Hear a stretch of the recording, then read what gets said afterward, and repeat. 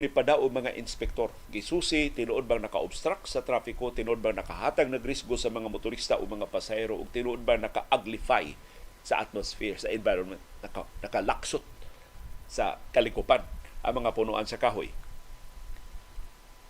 Ang CISENRO nihatag sa ilang findings.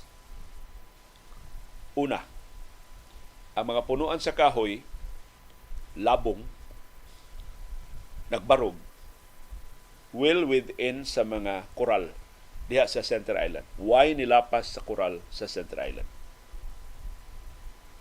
Ikaduhang finding, ang mga punuan sa kahoy wa makahatag og risgo sa mga motorista or sa mga pedestrians or sa mga sakyanan or ni bisan kinsa diha sa Center Island sa AS Fortuna.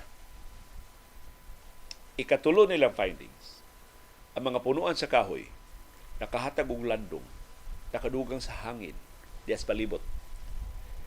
Concrete jungle naman ang AS Fortuna o Governor Cuenco, naamang gani diha duol ang flyover, pero ang mga punuan sa kahoy nakahatag og kaberde, nakahatag og kalabas, nakahatag og kalapyo sa palibot, nakatabang sa pagpabugnaw jutay sa kainit sa El Nino sa diagi nga mga buwan.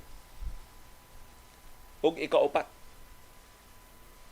na findings, mura ning rekomendasyon sa CISENRO, imbis putlon ang 16 ka mga punuan sa kahoy, angay punan, mananumbatag dugang, kay napay luna nga katamnan og kahoy diya sa Center Island sa AS Fortuna sa Barangay Banilan sa Dakbayan sa Subo.